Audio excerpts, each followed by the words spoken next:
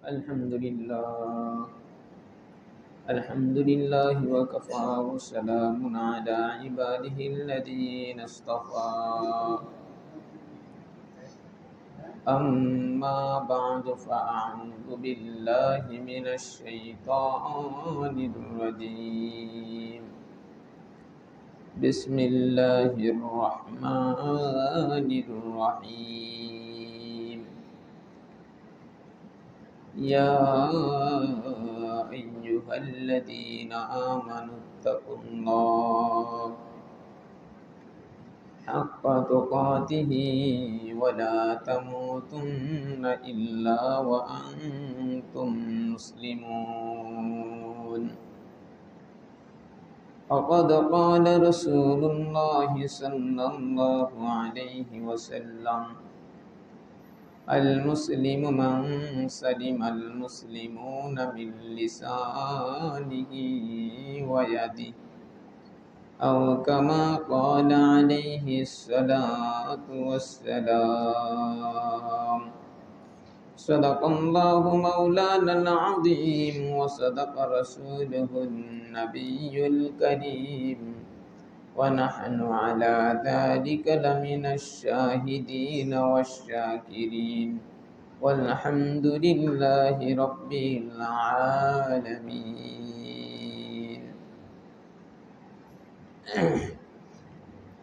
আলহামদুলিল্লাহ, সমস্ত প্রশংসা মহান রব্বুল আলামিন আল্লাহ তাআলার দরবারে। যে মহান রব্বুল আলামিন আল্লাহ তাআলা আমাকে সহ আপনাদেরকে জুমার সালাত আদায় করার লক্ষ্যে মসজিদে আসার বসার তৌফিক দান করেছেন, এজন্য সকলেই পড়ে নিই আলহামদুলিল্লাহ।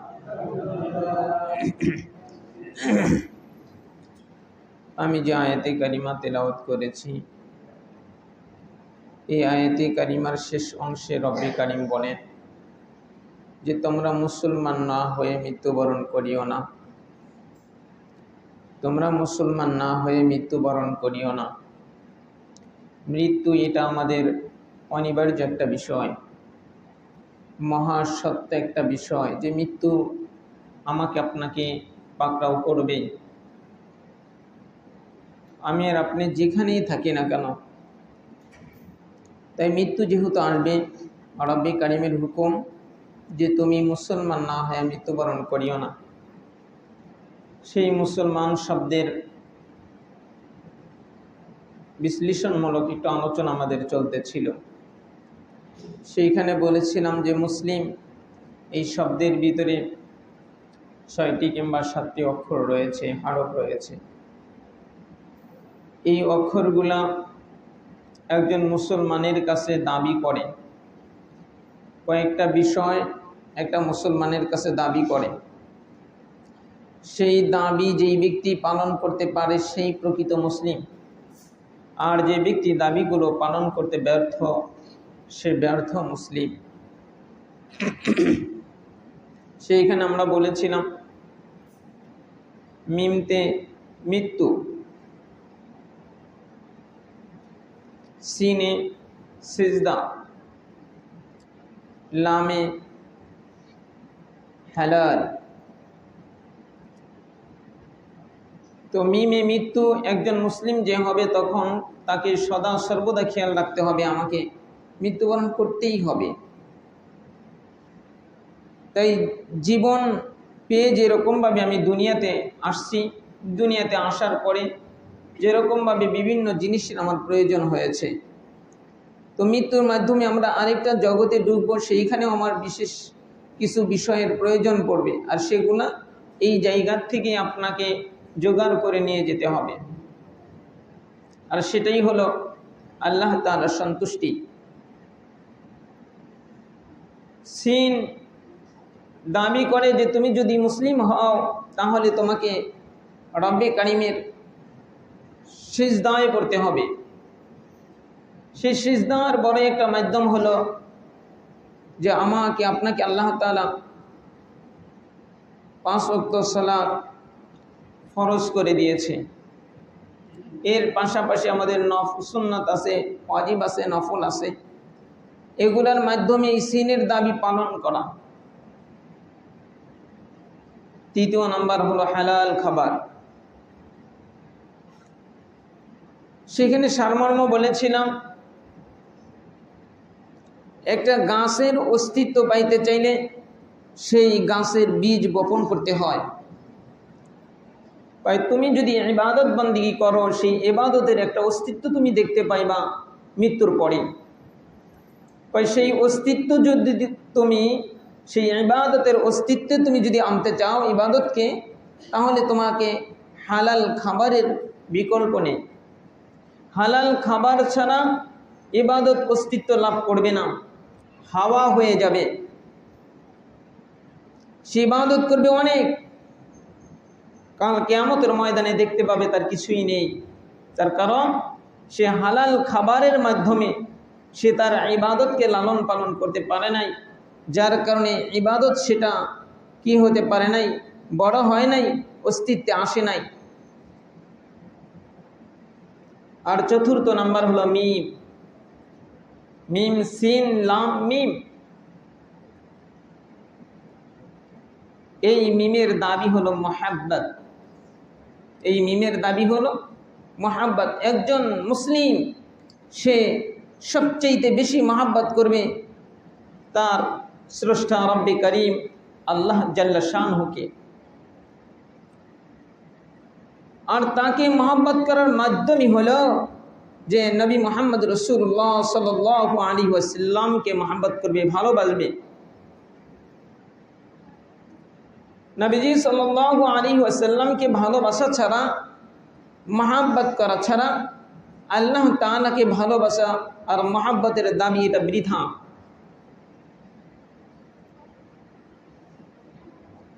তাই তো যে কথাটা আমি পিছনে বারবার বলেছি, সেটা হলো আপনি যেই ইবাদত করেন সেই ইবাদতের ভিতরে তিনটা গুরুত্বপূর্ণ ফরজ। আপনি যদি 5টা টাকা দান করেন, এই দান একটা ইবাদত, সেই ইবাদতেরও 3টা ফরজ আছে। সেই ইবাদতেরও 3টা ফরজ আছে।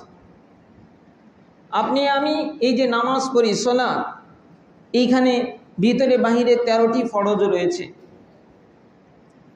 এই 13টি ফরজ কেউ যদি 12টি আদায় করেছে কিন্তু একটি আদায় করেনি, তাহলে কি তার নামাজ আল্লাহ তাআলার কাছে কবুল হবে? বাস্তবে দেখা যাবে সে নামাজ পড়লো কিন্তু তার নামাজ রব্বে করিম কবুল করবে না। এর বিধান কি? আবার ওই নামাজ পুনরায় দোহরায় নামাজ পড়তে হবে। অনুরূপভাবে কেউ যদি প্রত্যেকটা ইবাদতের ভিতরে এই 3টা ফরজ আদায় না করে, তার ইবাদত রব্বে করিমের কাছে কবুল হবে না।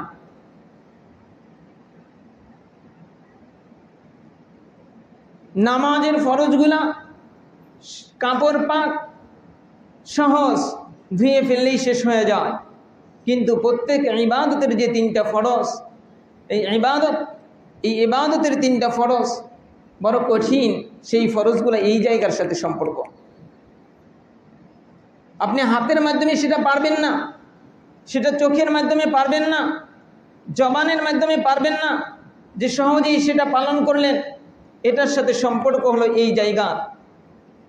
তাই প্রত্যেকটা ইবাদতের গুরুত্বপূর্ণ 1 নম্বর ফরজ হলো মহাব্বত, ইশক, ভালোবাসা। রসুম হিসেবে যদি সে পালন করে তাহলে তার ইবাদতের ফরজ আদায় হবে না। যে সবাই মসজিদে গেল, আমি না গেলে কেমনে হয়, এটা রসুম। আর একটা হলো যে জুমার সালাতের আজান যখনই দেয় সে বেকুল ব্যস্ত হয়ে যায়, দিশেহারা হয়ে যায়। মসজিদে আজান যখন দেয় সে দিশেহারা হয়ে যায়।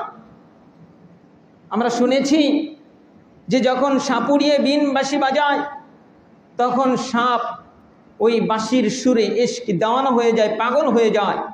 সে আর তার আস্তানার ভিতরে থাকতে পারে না। সে সমস্ত ভয় ভীতি ফেলে দিয়ে সে তখন সেইখানে আসে। সে তখন জানের মায়াও সে জানে না, জানের মায়াও ছেড়ে দেয়। অনুরূপভাবে যখন একজন ব্যক্তির ভিতরে ইবাদতের ইশকিয়াত, এই ফরজটা আদায় হয়ে যায়, তখন সে সমস্ত দুনিয়ার সমস্ত লোভ লালসা সব কিছুর থেকে সে বিচ্ছিন্ন হয়ে যায়। দ্বিতীয় নাম্বার, ইবাদতের দ্বিতীয় নাম্বার ফরজ হলো যে ভয়। যে আমি যে 5টা টাকা দান করলাম, এই টাকাটা কবুল হবে কি হবে না। আমার আল্লাহ তাআলা এটা কি গ্রহণ করবে কি করবে না, এই ভয় থাকবে তার কাছে। আর এই ভয় যার কাছে থাকে সে দুইটা জিনিস থেকে মুক্ত হয়ে যায়, একটা হলো হিংসা আর একটা হলো অহংকার। আর এই দুইটা রোগেই মানুষের আত্মাকে একবারে পিষে ফেলে, হিংসা আর অহংকার। রব্বে কারিম তাই বলে দিয়েছেন হাদিসে কুদসির ভিতরে নবী পাক সাল্লাল্লাহু আলাইহি ওয়াসাল্লামকে, হিংসা আর অহংকারকে আল্লাহ তাআলার কুদরতি গায়ের লুঙ্গি আর চাদরের সাথে তুলনা করেছে। লুঙ্গি আর চাদর, তাই যেই ব্যক্তি হিংসা করে, যেই ব্যক্তি অহংকার করে, সে যেন রব্বে কারিমের চাদর নিয়ে টানাটানি করে, চাদর আর লুঙ্গি নিয়ে টানাটানি করে। কোনো ভদ্র না, একেবারে পাগল, তারও আপনি লুঙ্গিটা টান দিয়ে দেখেন, সে পাগল আপনাকে ছাড়বে না। আর একজন ভদ্রলোক রাস্তা দিয়ে যাচ্ছে, আপনি তার লুঙ্গিটা টান দিয়ে খুলে দিলেন। আর এটা তো দূরের কথা, আমরা ছোট সময় আমার এক চাচাকে দেখেছি, উনি ছোট বাচ্চাদের সাথে একটু মজা করতো। কি করতো? পিছন দিক দিয়ে যা প্যান্টটা খুলে দিত। তো পরে দেখতাম এই বাচ্চাটা দৌড়াইতো আর বকা দিতে দিতে যেত। মেরে বাপ, আমার আপনার এই যে কলিজার ভিতরে হিংসা আর অহংকারের আগুন দাউ দাউ করে জ্বলছে, এই চিকিৎসার জন্য যারা চিকিৎসা করে তার কাছে গিয়ে একটা দিন গিয়ে বলছিলাম যে আমার হৃদয়, আমার অন্তরাত্মার ভিতরে হিংসা, ভাই ভাই হিংসা, বংশ বংশের হিংসা, প্রতিবেশী প্রতিবেশী হিংসা। মেরে বাপ, মৃত্যুবরণ সকলকেই করতে হবে, কিন্তু এই হিংসার আগুন যে দাউ দাউ করে জ্বলতেছে, মনে করিয়েন যে এই আত্মার হিংসা আর অহংকারের আগুনটা হলো জাহান্নামের আগুনের পেট্রোল। মেরে বাপও, কারো কারো যদি কোনো সমস্যা থেকে থাকে, এই দুনিয়াতেই এই নিঃশ্বাস জারি থাকতেই মীমাংসা করে নেওয়া। তো যাই হোক, আমি যে কথা বলতেছিলাম যে ভয়, ভয় ইবাদতের দ্বিতীয় নাম্বার ফরজ হলো ভয়, তৃতীয় নাম্বার হলো আশা। আশা, ইবাদত করবে, রব্বে কারিমের কাছে চাতক পাখির ন্যায় তাকিয়ে থাকবে, আমার আল্লাহ আমাকে কিছু অবশ্যই দেবে। যেরকমভাবে একজন ব্যক্তি এই যে ইউনিয়ন পরিষদে কিছু চাউল ডাউল দেয়, লাইন ধরে, সে কিন্তু দিলের ভিতরে আশা পোষণ করে, ওই লাইন যতক্ষণ পর্যন্ত থাকে আমি পাবো, আমারটা আমি পাবো। মেরে বাবো, নিজেরটা দুনিয়া এত ভালো বুঝলাম আর আখিরাত এতভাবে ভুলে গেলাম যে একজন মানুষ ওটা শেষ হয়ে যেতে পারে, আপনার সিরিয়াল আসার আগেই শেষ হয়ে যেতে পারে, কিন্তু রব্বে কারিমের ভান্ডারের কোনো কিছুর কি শেষ শব্দ আছে? শেষ শব্দ নাই। কিন্তু আমি আর আপনি ইবাদত করি, ইবাদতের 2টা রাকাত ফরজ, 2টা রাকাত সুন্নাত নামাজ পড়ি, আমার আপনার কি দিলের ভিতরে একটা বার কল্পনায় আসে, দিলের ভিতরে কি একটা বার খোঁচা দেয় যে তুই রব্বে নামাজ শেষ দিলেই কিছু পাবি, সোয়াব নামের আখিরাতের মহাসম্পদ পাবি? কারো তো এরকম হয়ে যায় সারাদিন নামাজ পড়তেছে, ফজর জহর আসর মাগরিব, কেউ সারা মাস পড়েছে, দিলের ভিতরে এরকম আসে নাই, তার ইবাদত কবুল হবে না। তাই আমি বলেছিলাম, মিম দাবি করে মহাব্বত, আল্লাহ এবং আল্লাহর রাসূলকে কি করো? মহাব্বত করো। তাই তো আমি ওই দিন জানাজা নামাজে দিলের থেকে আসছিল, তাই বলেছি, সেটা হলো যে একজন খেলোয়াড়কে সে ভালোবাসে, খেলোয়াড়কে যখন ভালোবাসে তার রঙে রঙিন হয়, সে তার ছবি দেখাইলে চেনে যে এ কি করে, যাই ওই প্লেয়ারের নামটা বলে, প্লেয়ারের নামটা বলে, কেন? সে ওকে চিনে, ওর মতো ওই কাটিং দেয়, ওর মতো গেঞ্জি পরে, কারণ ও ওকে ভালোবাসে। কিন্তু ওই ছোট্ট বাবুটাও জানে না, ছোট্ট বাবুটাও ওটা বোঝে না, কিন্তু দেখেন এই ওর জীবন শুরুর থেকেই ও ইশকিয়াত, ভালোবাসা কি জিনিস এটা বুঝে। ও যেই দলটা করলো, ওই দলটা যদি হেরে যায়, ওর মনটা আর ভালো থাকে না, আর যে ব্যক্তি আল্লাহ এবং আল্লাহ রসুলকে ভালোবাসে, রব্বে কারিম তাই তো বলে দিয়েছেন যে সিবগাতাল্লাহ, যে আল্লাহ তাআলার রং, রাসূল সাল্লাল্লাহু আলাইহি ওয়াসাল্লামের রঙে যে ব্যক্তি আল্লাহ আল্লাহ রাসূলকে ভালোবাসে সে তার রঙে রঙিন হয়ে যায়, সে তার রঙে রঙিন হয়ে যায়। ভালোবাসার দাবি হলো তাকে অনুসরণ করা, ভালোবাসার দাবি হলো তাকে অনুসরণ করা। আমি আর আপনি বললাম যে তোমাকে ভালোবাসি, বিবিকে বললাম তোমাকে ভালোবাসি, আর সকাল বিকাল খালি গুতাইলাম, তাহলে কি এটা ভালোবাসা হলো? এরে বাপ, এটা ভালোবাসা হলো না। আমি আর আপনি দাবি করি আমার রসুলকে ভালোবাসি, কিন্তু আমি আর আপনি আমার রসুল সাল্লাল্লাহু আলাইহি সাল্লামের জন্য কি করছি? মাকে ভালোবাসি, মাকে ভালোবাসি, যার কারণেই তো বাড়িতে আসার সময় মা পছন্দ করে পান, জর্দা, সুপারি, আমি এগুলা কিনে নিয়ে আসি। কিন্তু আমার রসুলকে বললাম যে আমার রসুলকে ভালোবাসি, তার জন্য কি করলাম? তার জন্য কি করলাম? তার জন্য তো আজকে আমরা এই যে মসজিদগুলো, আমাদের ধর্ম প্রতিষ্ঠা একটা কথা বলেছে, যেই কথাটা আমি হয়তো কয়েকবার বলেছি সারমর্ম, সেটা হলো যে আজকে মসজিদগুলো চলে চাঁদা উঠায়া, চাঁদা উঠায়া। আমি আর আপনি এই রকম রসুলকে ভালোবাসি, চাঁদা যদি 50 টাকার 60 টাকা হয়, আমাকে এত কেন, আমাকে এত কেন? কিন্তু একজন মুসলিম সে যখনই সে ইসলাম গ্রহণ করেছে, সে ইসলাম গ্রহণ করেছে, তার সদস্য যদি 4 জন হয়, তাকে ধরতে হবে আমার আরও 2টা সদস্য আছে, একটা হলো মসজিদ আর একটা হলো এই দিনকে টিকিয়ে রাখার মার্কাজ, সেটা হলো মাদ্রাসা। মনে রাখতে হবে যে এখানে চাঁদা দেওয়া যাবে না। আপনি কি আপনার ছেলেকে একটা শার্ট কিনে দিতে চাঁদা দেন? যে শার্ট হবে হলো 100 টাকা, ধরো তোমাকে আমি চাঁদা দিলাম 200 টাকা, আর কি 20 টাকা, আর আনার জায়গা থেকে তুলে নিয়ে যাও, এটা কেউ করে? সন্তানেরটা বুঝলাম, রব আর রবের প্রকৃত বন্ধু তাঁরটা আমরা বুঝলাম না। এ কারণেই তো গুতা চতুর্দিকে, শুধু মুসলিমে যে কয়েকদিন আগেই তো ঘটে গেল, আর এখানে ধরে নিয়ে গেছে, ধরে নিয়ে গিয়ে জবাই করছে, মুসলিমদের জবাই করছে, জবাই।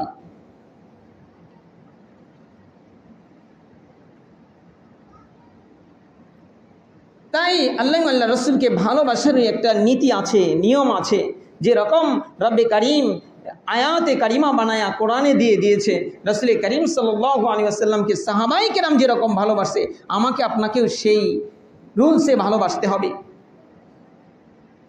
আব্দুল্লাহ ইবনে জুবাইর রাদিয়াল্লাহু তাআলা, রসুল করিম সাল্লাল্লাহু আলাইহি ওয়াসাল্লাম বলে যে আব্দুল্লাহ ইবনে জুবাইর, দেখো যে আমার এই চকির নিচে কিংবা খাটের নিচে, ওই সময় যেটাই থাক, যে ওইটার নিচে দেখো একটা পাত্রের ভিতরে পানি আছে, ওইটা তুমি ফেলে দিয়ে আসো।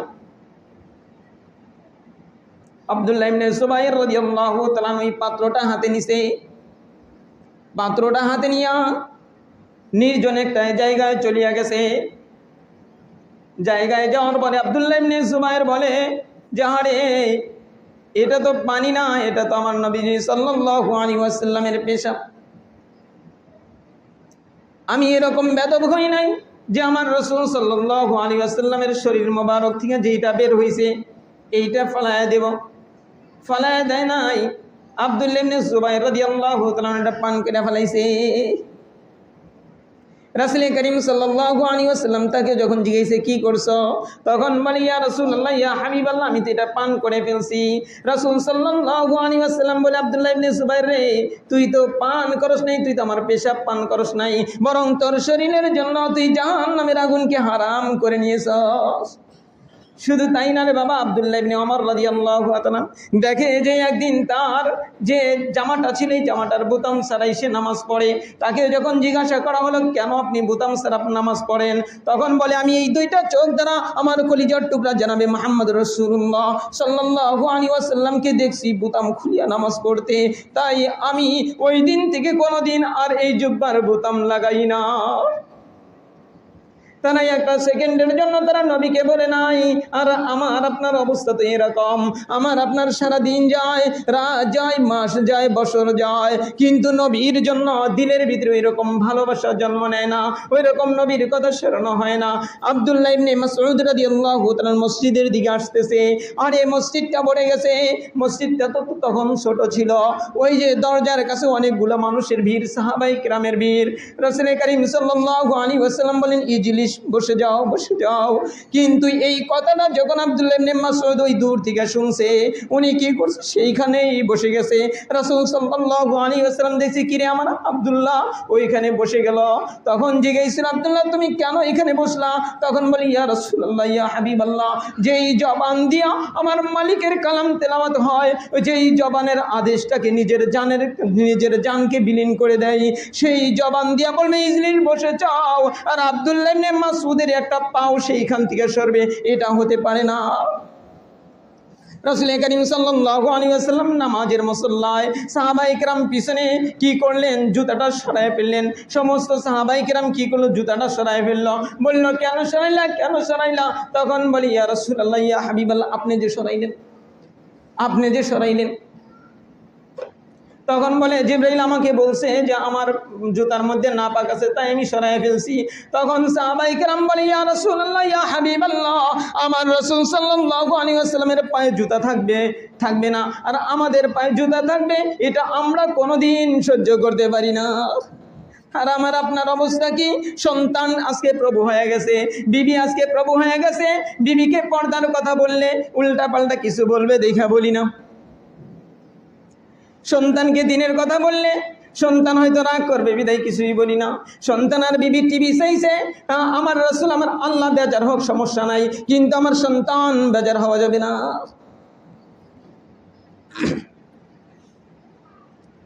আর ওই যে উহুদের যুদ্ধে একজন মহিলা সাহাবী কি করতেছিল, পানি বহন করে আনতেছিল। উম্মে উমারা রাদিয়াল্লাহু তাআলা আনহা পানি বহন করে আনতেছিল। যখন সেই ময়দানের ভিতরে ঘোষণা পড়ে গেল যে মুহাম্মদ শহীদ হয়ে গেছে, এই কথাটা যখনই শুনছে, তখনই ওই উম্মে ওমারার কলসিটা হাত থেকে ছিটকে পড়ে গেছে। আর এই কেমন ভালোবাসছিল। উহুদের যুদ্ধেই তো আর একজন বনু দিনার গোত্রের মহিলা যখন শুনছে যে আমার নবীকে এরকম অবস্থা করেছে, তখন সে দৌড়াইতেছিল। আর সাহাবায়ে কেরাম যারা আসতেছিল তারা বলতেছিল যে তোমার অমক নাই, তোমার স্বামী নাই, তোমার ছেলে শহীদ হয়ে গেছে। তখন বলে, আমি তো ওইটা শুনতে চাই নাই, আমি শুনতে চাইছি আমার নবীর খবর কি।